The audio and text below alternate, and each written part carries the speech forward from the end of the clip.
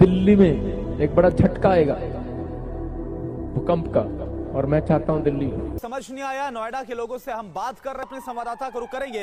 Epicentre से 600 kilometre दूर तक भूकंप के झटके महसूस किए गए। आप मत इधर उधर मत छांच, मैं तेरे संग हूं, मैं सदा तेरी रक्षा करूंगा। लेकिन बहुत सारे लोग डरे हुए हैं। तो सबको जय मसीह की, गॉड ब्लेस यू मेरे भाई बहनों। आज हम एक ऐसे विषय के बारे में बात करना चाह रहे हैं जो कि हमें अवेयरनेस और सावधान की तरफ लेके जाता है, जो हमें परमेश्वर की नीतियाँ सिखाता है, जो हमें परमेश्वर की बातों को हमें याद दिलाता है और हमें इस सृष्टि में जब तक जीना है वो जीना सिखाता है और हमें सावधान और सतर्क होना भी सिखाता है। तो इस वीडियो को देखें, लाइक करें, सब्सक्राइब करें और जो इस वीडियो का सार है वो समझें। तो देखिए, लोग दहशत में थे, लोगों को समझ नहीं आया। नोएडा के लोगों से हम बात कर रहे थे, उन्होंने बताया कि उनका एक्सपीरियंस कैसा था जिस दौरान, और उन्हें क्या महसूस हुआ जब तेज झटके आए हैं। इन सब के बीच एक और बड़ी खबर, और इसके बाद अपने संवाददाता को रुक करेंगे। एपिसेंटर से 600 किलोमीटर दूर तक भूकंप के झटके महसूस किए गए। आप समझिए कि झटके कितने जोरदार थे कि एपिसेंटर, नेपाल का जो एपिसेंटर कालुखेती, वहां से 600 किलोमीटर दूर तक भूकंप के झटके महसूस किए गए। धरती हिल गई है 600 किलोमीटर दूर तक। हालांकि अभी तक भारत से हम बात करें, जैसा कि विवेक आपको जानकारी दे रहे थे कि भारत में अभी तक किसी जान माल के नुकसान की खबर नहीं है, लेकिन क्योंकि नेपाल इसका एपिसेंटर था, ऐसे में हो सकता है, आशंका इस बात की जाहिर की जा रही है कि नेपाल में नुकसान हुआ हो। अभी इस बारे में कंफर्म रिपोर्ट्स आनी बाकी है। जैसी जानकारी सामने आती है आप तक सबसे पहले टीवी9 भारतवर्ष पहुंचाएगा। लेकिन इस बीच आप समझिए कि क्योंकि नेपाल में नहीं, दान के मामले में नहीं, संभाल के रखना, वैसे आप संभाल के रखना।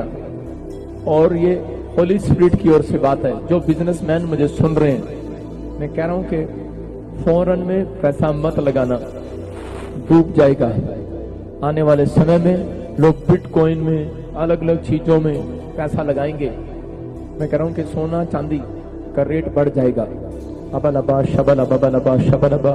मेरा प्रभु बहुत सारे लोगों को छुएगा। दिल्ली में एक बड़ा झटका आएगा भूकंप का, और मैं चाहता हूं दिल्ली हिल जाए। लेकिन मैं फिर भी उसके लिए प्रार्थना कर रहा हूं, दिल्ली सुरक्षित रहे। लेकिन अगर किसी को विश्वास नहीं, आप देखोगे आपके बाजू में आप खबर सुनोगे कि फलाना पड़ोसी मर गया, डरा नहीं रहूंगा।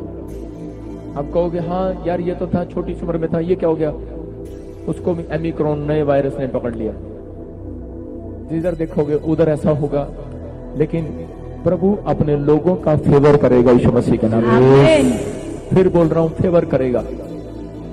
आप सुनेंगे कि न्यूज में सुनेंगे बहुत सारे इंसान की तरह जानवर, इंसान की तरह रोबोट और कुछ अंतरिक्ष से आती चीजें, कुछ आप सुनेंगे 3 देशों में। मत इधर उधर मत छांच, मैं तेरे संग हूं, मैं सदा तेरी रक्षा करूंगा।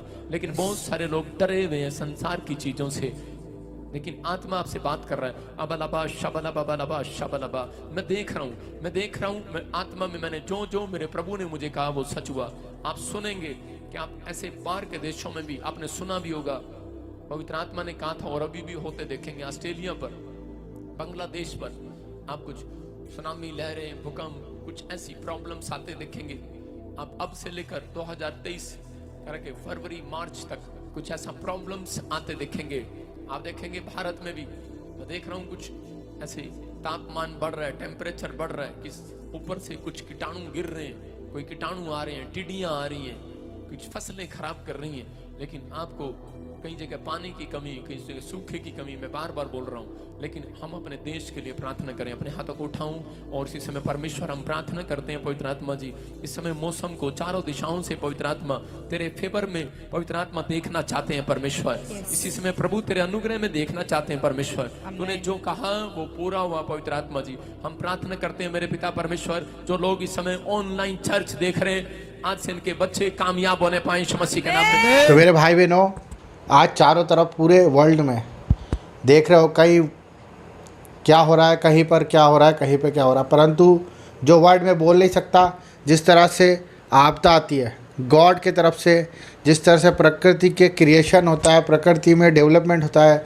जैसे हमारे जीवन में डेवलपमेंट होता है, प्रकृति भी डेवलपमेंट करती है और वो प्रतिदिन अपनी प्रकृति में परिवर्तन करते हुए हमें कुछ शिक्षा देती है। अगर हम उस शिक्षा को समझें और समझें तो हो सकता है कि हम अपने जीवन को भी बदल लें और परमेश्वर को भी जान जाए जो नहीं जानते। आज आप देख रहे हो कि आज भूकंप के झटके प्रतिदिन 10, 15, 20 दिन में हर एक देश में, हर एक शहर में, हर एक स्टेट में आपको पता पड़ रहा है। कहीं एमपी में, कहीं गुजरात में, कहीं दिल्ली में, हर जगह आप जहाँ जहाँ सुनोगे वहाँ पर ये सब चीज़ें घटना आपको सुनाई में दे रही है। कहीं पर आपको देख रहे हो बाढ़, इस लेवल तक बाढ़ आती है कि पूरा शहर का शहर डूब रहा है। क्योंकि ये सब चीज़ें क्यों हो रही है?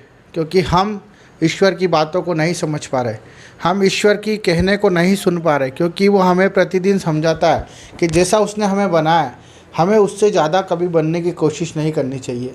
जैसा उसने हमें सुविधा दी है, वो सुविधा में हमें जीने की आदत रखना चाहिए। जितनी सामर्थ्य उसने हमें दी है, उस सामर्थ्य में हमें जीवन बिताना है और उसी सामर्थ्य में से हमें मदद भी करनी है, लोगों की सहायता भी करनी है और लोगों के लिए जीना है। लोगों को नज़रअंदाज नहीं करना है। मेरे भाई बहनों, परमेश्वर हमें शिक्षा देता है कि जब वो इस तरह का माहौल होता है, जैसे ग्रहण लगा, जैसे तूफान आया, आतंक आया या कोई भी शैतानी हरकत होती है, उस चीज़ का मतलब ये होता है कि आप सावधान हो जाए, अवेयर हो जाए, क्योंकि परमेश्वर उसका काम कर रहा है। और अगर आप अवेयर नहीं है, आज अगर आप उस चीज़ों को ऐसे ही जाने देते हैं, मैं ये कहता हूँ ज़िंदगी को जीना सिर्फ एक ही पल का है, एक ही दिन का है। क्योंकि अगर हम आज कुछ अच्छा बीज, कुछ अच्छा काम हम अपने परिवार के लिए, अपने इस देश के लिए कर जाएं, तो कल हमें पछताना नहीं पड़ेगा। अगर हम परिवार के लिए आज का दिन अगर प्रफुल्लित होकर जिएं, खुशियाँ बांटें, नफ़रत भुला दे। आज बहुत से घरों में देखा होगा आपने मेरे भाई बहनों, भाई भाई से बात नहीं करता और बहन भाई के रिश्ते टूटे पड़े हैं और बहुत से घरों में माँ बाप ने परिवार को छोड़ दिया है और परिवार ने बच्चों को छोड़ दिया है और बच्चे माँ बाप को छोड़ के चले गए। परंतु आज वो समय आ गया कि सब कुछ क्षमा करो और गले लगाओ, क्योंकि ये सब अपने ही हैं। आपके मन में उनके प्रति बुरे विचार हैं, उन विचारों को मिट्टी डालो और आगे बढ़ो, क्योंकि कल ना जाने कौन आपके साथ नहीं होगा। क्योंकि शैतान आपकी घर गृहस्थी, आपका जीवन, आपका परिवार, आपकी संपत्ति, आपके रिश्ते, आपके बच्चे, सबको तोड़ना चाहता है। उसकी क्रियाएं ऐसी होती है, जो उसकी सुनता है वो उसे उपयोग करता है। वो हमारे ही बीच में से हमें ऐसा शैतान का रूप बना देगा कि हम किसी की हत्या कर देंगे, हम किसी के घर में चोरी कर देंगे। वो जो सुनता है उसको पूरा पूरा उपयोग करता है।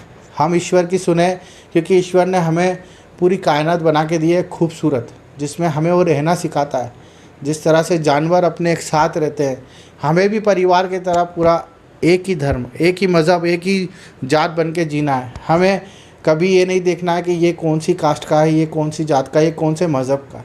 ये सब हमें छोड़ना है और अवेयर होना है, सतर्कता होनी है। क्योंकि आज जो हमारा इलाज करते हैं वो डॉक्टर, हो सकता है कि मुस्लिम हो सकता है हिंदू हो सकता है क्रिश्चियन हो सकता है कि वो सरदार जी हो सकता है वो एक अलग ही कौम हो, परंतु हो सकता है वो किन्नर भी हो, परंतु वो हमारा इलाज करना जानता है, वो मतभेद नहीं करता। उसी प्रकार हमारे देश के फौजी, देश के पुलिस, ये सब अपना कर्तव्य निभाते हैं बिना निस्वार्थ। इन्हें एक सैलरी मिलती है, परंतु वो कभी उस चीज़ का ये नहीं सोचते कि मैं इसका इलाज करूँगा या इसकी रक्षा करूँगा या इसका फ़ायदा उठाऊँगा। जब हमें ये शिक्षा स्कूलों में मिल चुकी है कि हम एक कपड़ा पहन के स्कूल में जब जाते हैं, एक सर की यूनिफॉर्म पहनते हैं, वो हमें ये बताती है कि हमें एक ही माला में रहना है, एक ही साथ रहना है, एक दूसरे के लिए मदद के लिए खड़े रहना है। तभी तो हमारे परिवार की उन्नति होगी। क्योंकि जब हम किसी और के लिए दुश्मनी पालेंगे, जब अपने परिवार के लिए अगर हम प्रेम बो के आएंगे तो हमें प्रेम मिलेगा। परंतु अगर हम अपने परिवार के लिए दुश्मनी पाल ले, हो सकता है आपको कोई क्रोध दिलाता है, चिढ़ाता है, आप मत चिढ़ो, आप उससे प्यार से बात करो, और नहीं होता तो उससे दूर रहो। क्योंकि दूर रहने में बहुत कुछ है, परंतु आप उसके दिमाग को नहीं समझ सकते। उसी प्रकार एक्सीडेंट होते हैं, आपकी गलती नहीं, पर सामने वाला अगर ड्राइवर कुछ गलती कर जाए तो पूरा जीवन नष्ट हो जाता है, कितनों के तो जीवन ही नहीं बचते। उसी प्रकार हम अगर अपनी गलतियों को नहीं सुधारे तो सामने वाला कभी नहीं ब्रेक लगाएगा। वो भी आप ही की तरह है, कि जब हम किसी को मारने और किसी को कोसने, किसी को गाड़ने और किसी के साथ नफरत फैलाने की सोचेंगे, तो इस बात का प्रमाण है कि आपके घर पे वो सब चीज़ें आने वाली है। क्योंकि परमेश्वर ने कहा है कि प्रेम दोगे तो प्रेम मिलेगा। जिस नाप से तुम नापोगे उस नाप से तुम्हारे लिए नापा जाएगा। आप दोष लगाओगे तो आप पे भी दोष लगाया जाएगा। तो इस सब चीज़ों का मतलब ये है कि आज नफ़रत भुला दो, परमेश्वर की महिमा में लग जाओ और सच्चाई पे चलो, ताकि हम जो परमेश्वर कर रहा है उसकी सुने और उसकी जाने, और इन आपदाओं से परमेश्वर हमें बचाए और सबके लिए दुआएं करें। सबको जय मसीह की। हालेलुया, आमीन।